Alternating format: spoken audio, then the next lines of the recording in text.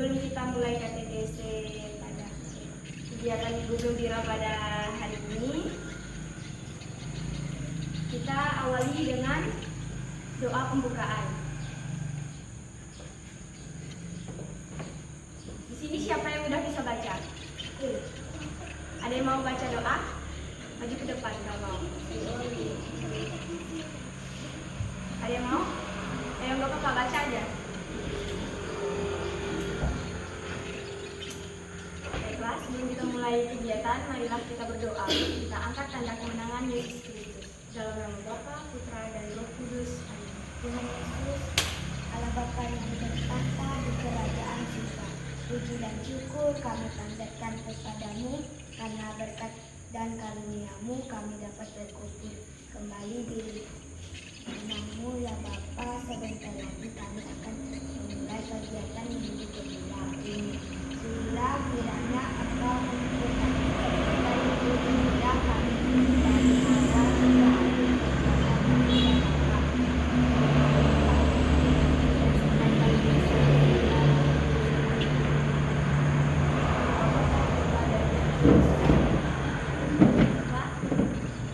Sini kita akan mendengarkan bacaan kitab suci.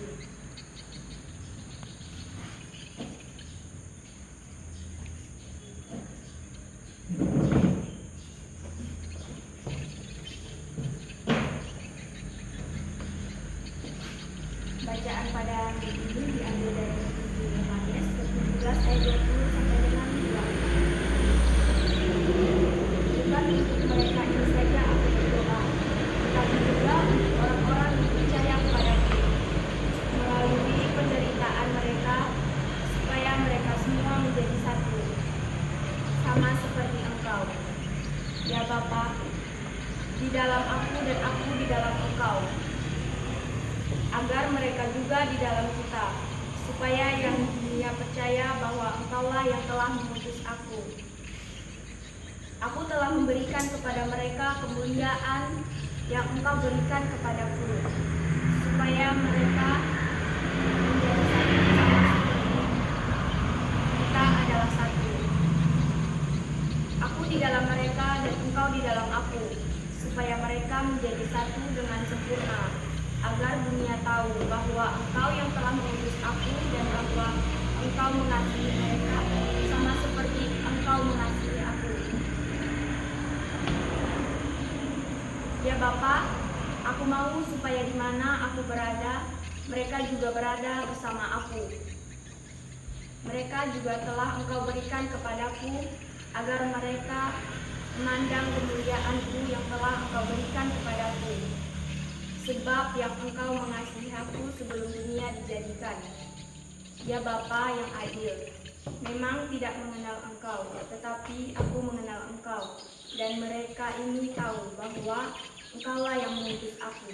Demikianlah sabda. Syukur kepada Allah.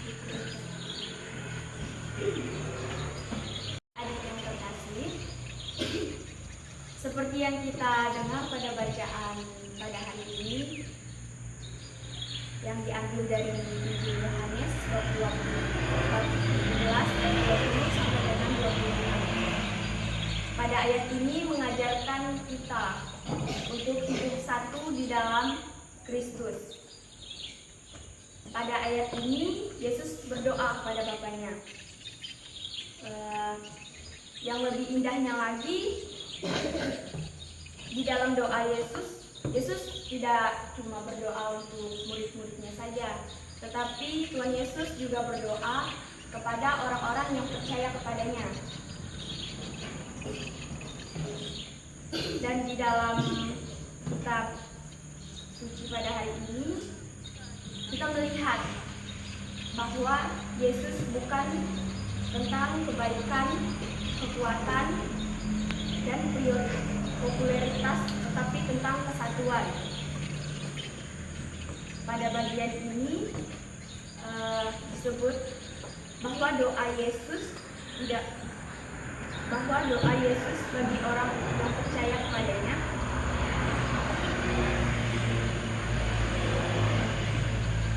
dan Tuhan Yesus juga merindukan agar para pengikutnya, orang-orang yang percaya kepadanya itu bisa bersatu seperti dia dan Bapaknya. Nah, di sini dia dan Bapaknya. Yang dimaksud itu Tuhan Yesus dan Bapaknya, yaitu Allah. Mereka itu adalah satu. Pada Yohanes bab 14 ayat 7.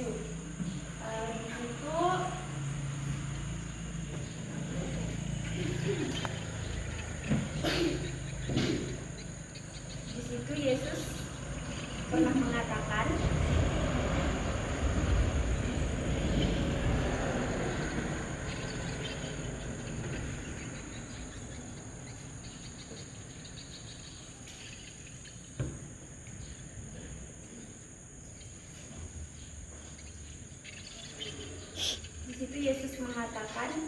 jika kamu mengenal aku, kamu juga mengenal Bapakku. Sekarang ini kamu mengenal dia dan kamu telah melihat dia. Nah, di sini pada bacaan ini sudah sangat jelas bahwa Tuhan Yesus mengatakan bahwa dia itu sama seperti Bapaknya. Dia satu. Kemudian kesatuan ini adalah doa Yesus. Pada ayat 20 sampai 21 Yesus berkata, dan bukan mereka saja yang didoa oleh Yesus, tetapi orang-orang yang percaya kepada Yesus. Itulah yang sangat penting bagi Tuhan Yesus. Tuhan Yesus menginginkan persatuan.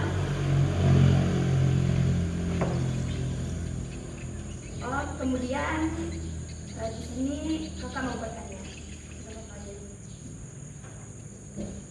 siapa di sini yang pernah mengasihi musuh-musuhnya? Oke, siapa namanya? Siapa? Loli.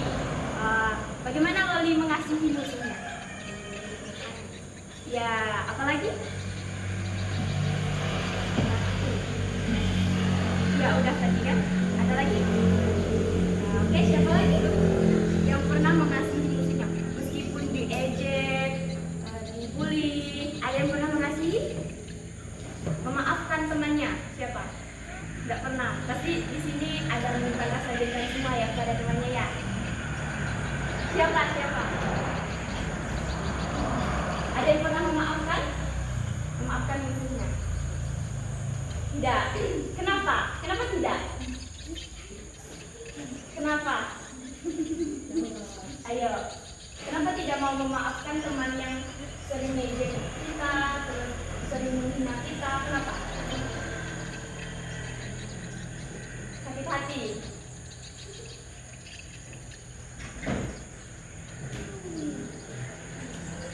Oke. Kita itu sebagai anak-anak Tuhan Yesus, kita itu tidak boleh ya membenci teman-teman kita meskipun kita itu diejek, kita suka dijahili, dibully, atau kita tuh sering dijelek-jelekin dia ya. Kita tidak boleh membenci dia meskipun dia melakukan hal yang membuat hati kita terluka. Meskipun begitu, kita harus bisa memaafkan orang itu. Karena Tuhan itu tidak pernah mengajarkan kita untuk membalas perbuatan orang lain. Seperti kejahatan dibalas dengan kejahatan. Itu Tuhan tidak pernah mengajarkan kita tentang hal seperti itu.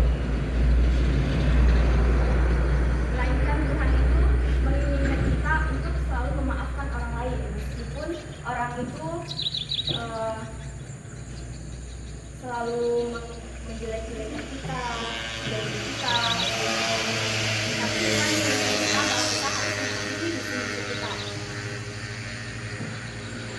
Kemudian Tuhan hanya mau kita itu saling mengasihi terhadap sesama. Kemudian sikap saling mengasihi ini bisa kita terapkan di dalam kehidupan kita sehari-hari.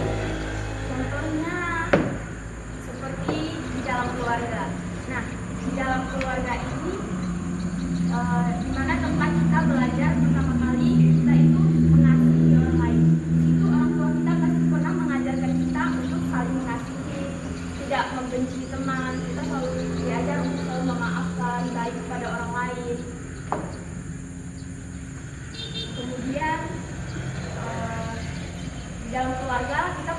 juga pernah dimarah orang tua kita kan? Pernah nggak? Pasti pernah kan?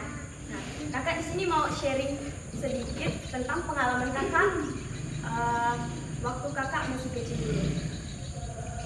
Dulu kakak itu pas masih SD, kelas SD, kelas 4 SD gitu.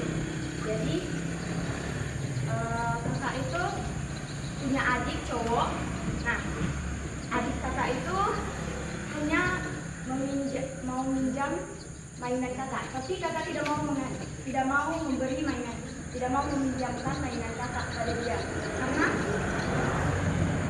itu mainan cewek, jadi kakak tidak mau ngasihnya kan. Terus di situ mulai timbullah perdebatan.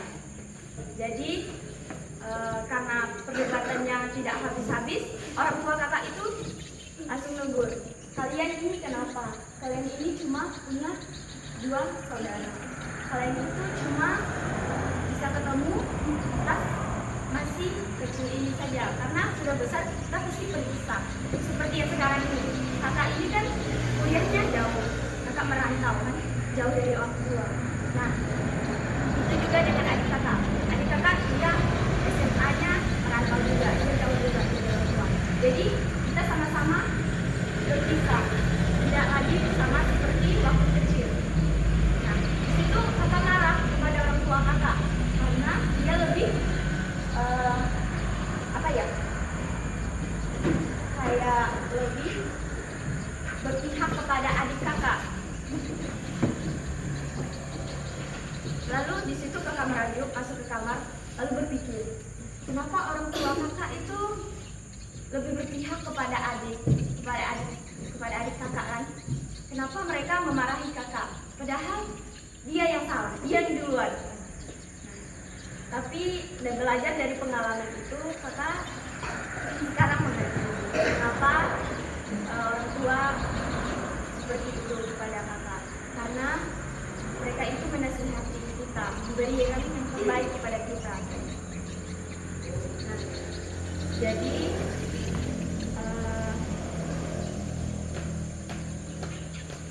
meskipun begitu, kakak tuh tetap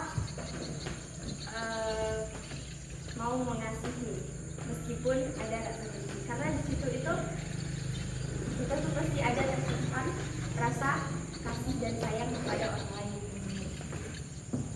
Nah, itulah salah satu contoh bahwa di dalam diri kita itu ada tersimpan rasa kasih. Kemudian kakak mau bertanya, sini adik-adik pernah membenci teman kalian nggak? Ayo angkat tangan, siapa yang pernah membenci? Oke, kakak tanya ya, mengapa kamu membenci teman kamu?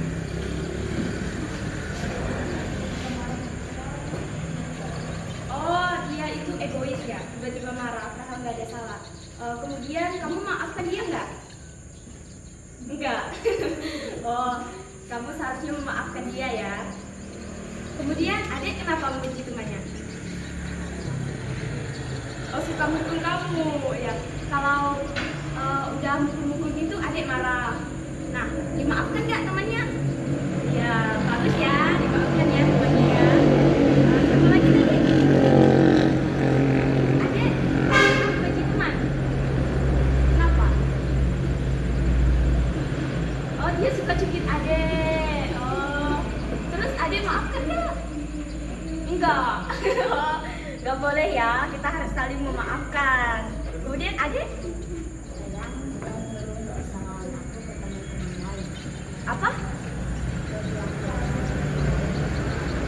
Oh, dia tuh menghasut temannya biar nggak kawan adik.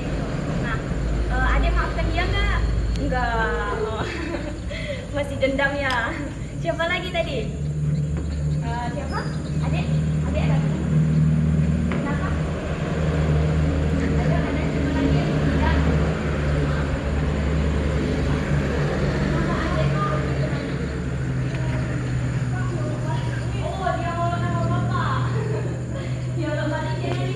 Terus adik tuh maafkan temannya tuh?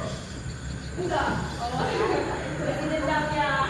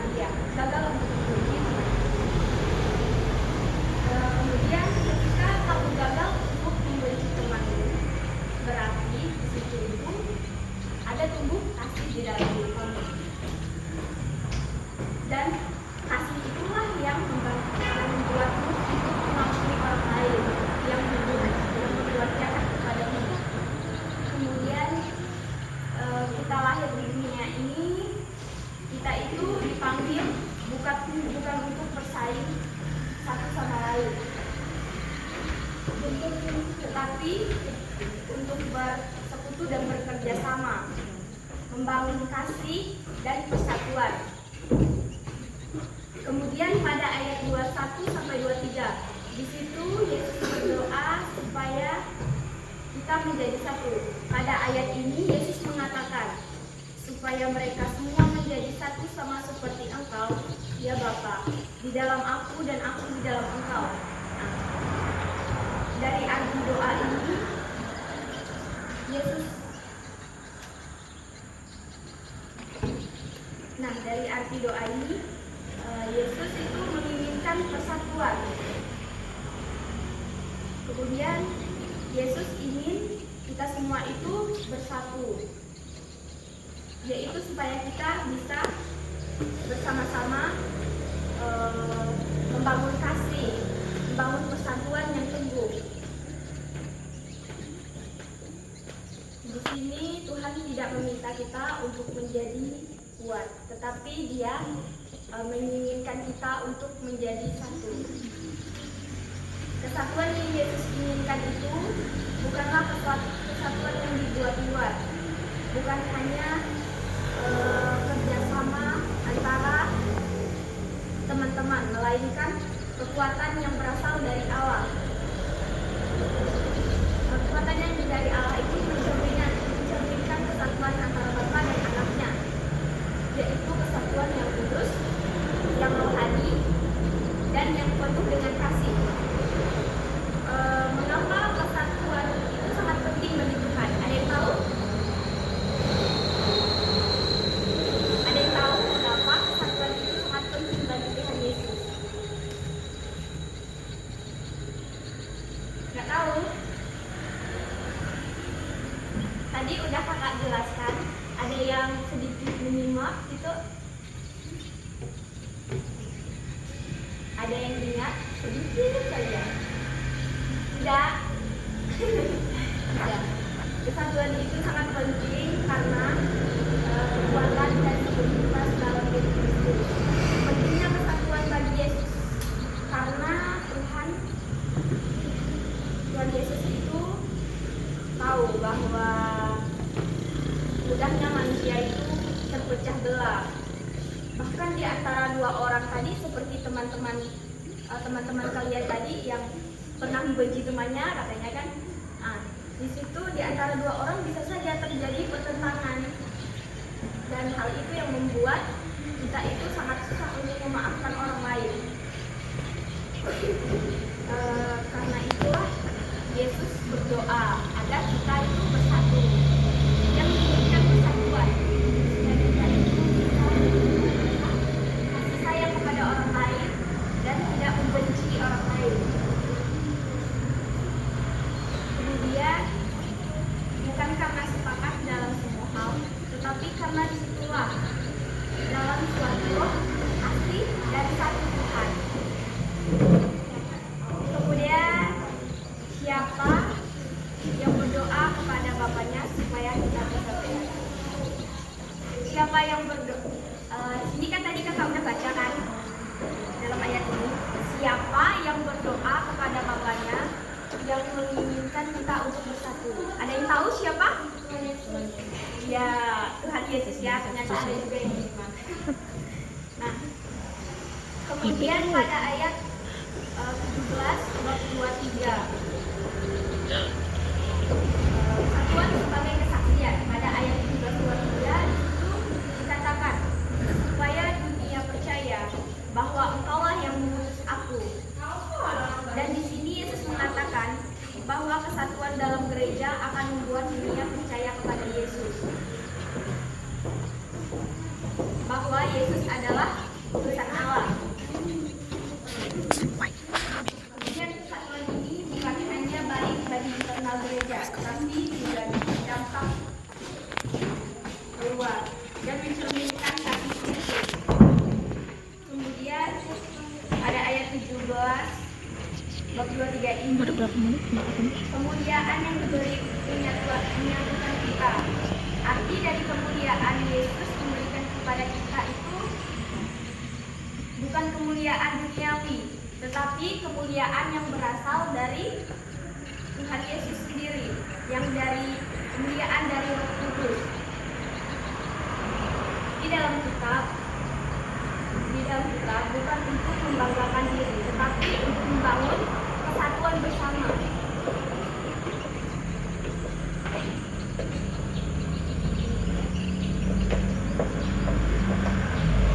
Kemudian kita sama-sama berkumpul pada ayat 17:24. Pada ayat 17:24 ini Yesus mengatakan, "Ya Bapa, aku mau supaya mereka juga yang telah Engkau berikan kepadaku dalam kesatuan di dunia ini, tetapi juga agar kita bersama dengannya dalam kekekalan." Di sini ia merindukan agar kita melihat, mengalami kemuliaan surgawi yang kekal. Ini adalah undangan untuk kita hidup. Di sini Tuhan mengundang untuk kita saling mengasihi, kita harus bisa bersatu. Kita tidak boleh membenci teman kita meskipun dia itu sering berbuat jahil kepada kita. Nah, di dunia ini hanyalah bayangan dari persekutuan yang kekal di surga. Oleh karena itu, kita perlu belajar bahwa hidup dalam kasih dan kesatuan itu kehidupan yang akan kita jalani selama kita bersama dengan Kristus. Kemudian kasih Bapa yang menjadi dasar persatuan. Pada ayat 25 sampai 26. Ayat ini mengatakan, "Kasihku kepadamu ada di dalam mereka dan aku di dalam mereka." Di sini Yesus mengakhiri doanya dengan penekanan pada kasih. Kasih adalah arti dari hubungan Tritunggal, hubungan kita dengan Yesus Kristus, dengan Allah. Kasih itu adalah kekuatan buat kita. Tapi kasih kesatuan hanya akan menjadi kualitas dengan kasih kita. Nah, adik-adik, di sini Yesus berdoa agar kita itu satu di dalam kasih-Nya, satu di dalam kemuliaan, dan satu dalam tujuan. Kesatuan bukan pilihan.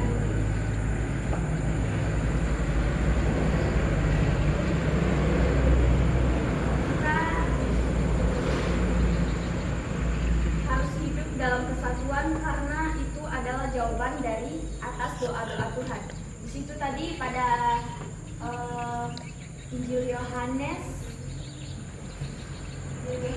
bab 17 ayat 20 sampai dengan 26 itu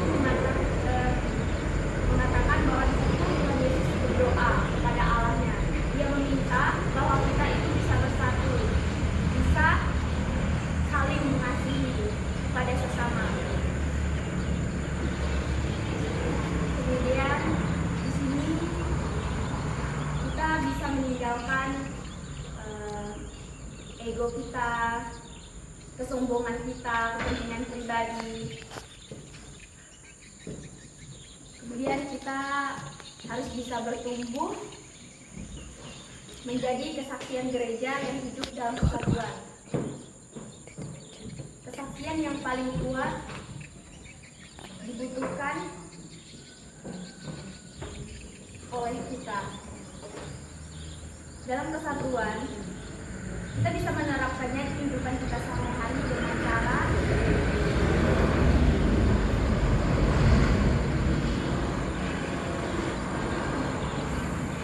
kita menjadikan Kristus sebagai pusat segala aspek hidup kita, di pikiran kita, perkataan kita, tindakan kita. Dan ini juga bukan hanya soal agama, tetapi soal hubungan yang hidup dan nyata dengan Tuhan.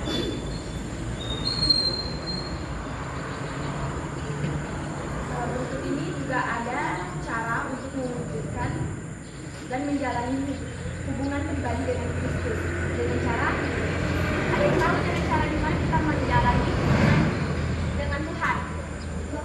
Iya, doa. Ada lagi? Iya. Ayo, ada lagi? Udah habis? Udah nggak ada?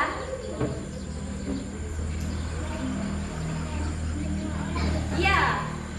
Baik kepada semua orang. Apalagi? Ada lagi? Apa? Iya. Udah habis? Udah nggak ada lagi? Oke. Seperti yang disebut teman-teman tadi ya. Berdoa, hidup dalam kasih. Itu cara kita menerapkan di kehidupan sehari-hari. Nah, berdoalah secara pribadi. Bukan hanya memohon, tapi kita juga mendengarkan suara Tuhan. Seperti Tuhan meminta kepada Allah pribadi. Kita harus menerapkan juga di kehidupan kita sehari-hari. Tuhan minta itu, Dia meminta kita bersatu. Nah, jadi kita bisa saling mengasihi teman-teman biar kita bisa bersatu. Kemudian membaca dan merenungkan firman Tuhan. Kita harus selalu meluangkan waktu untuk bisa membaca firman Tuhan. Di sini ada yang pernah baca kitab suci? Ya, meskipun cuma sedikit ya, nggak banyak. Lalu hidup dalam kasih dan pengampunan. Hidup dalam mengasihi dan pengampunan itu seperti kita mengasihi sesama, menunjukkan rasa kasih sayang kita, tindakan nyata, peduli kepada teman-teman kita. Nah, di sini adik-adik peduli nggak sama temannya? Peduli. Kadang-kadang. Lalu adik-adik pernah membantu orang lain kalau dia lagi dalam kesusahan? Apa? Membantu apa? Mendoakan dia? Ya, bagus ya. Mendoakan temannya. Kalau kamu apa? Gak pernah. Oh, gak pernah mengasihi temannya ya. Kemudian ada lagi? Udah habis. Udah nggak ada lagi. Oke. Kita itu tidak bukan untuk menghakimi orang lain. Kita tidak boleh ya menghakimi orang lain tanpa ada bukti. Biasanya kan orang itu contohnya pulpen si ini hilang, terus dia tuh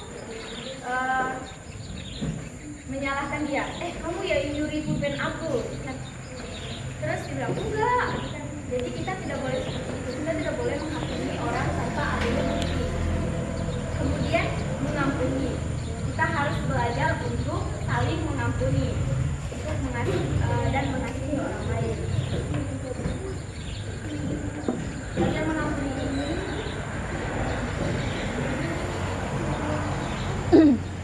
adik-adik ada yang pernah mengampuni teman kalian ketika dia mengejek kalian? Enggak mau. Sakit hati. Sakit hati ya.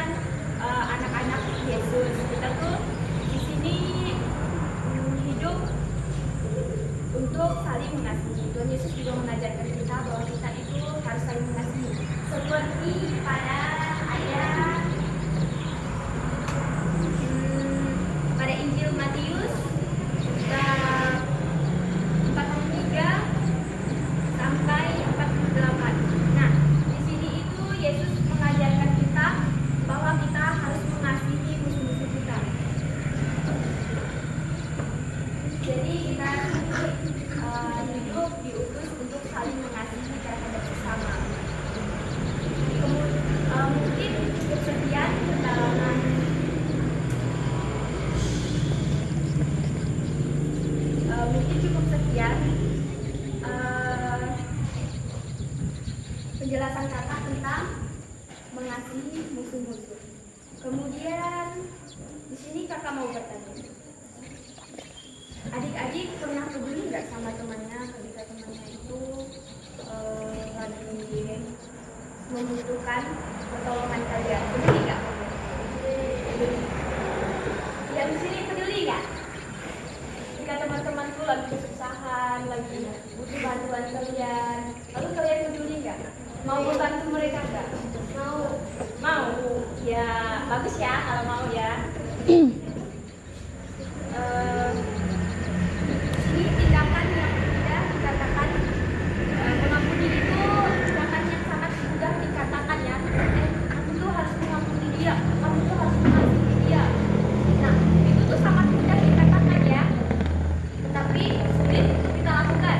Seperti adik-adik ini tadi, ada yang tidak mau memaafkan temannya karena sakit hati katanya. Terus ada juga yang mau memaafkan karena dia itu gagal untuk membenci teman-temannya.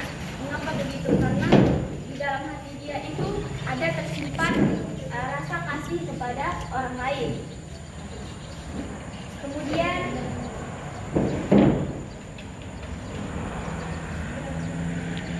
cara kita menerapkan di kehidupan sehari-hari itu, kita itu misalnya teman kita membuli kita, kita itu tidak boleh membalas perbuatannya.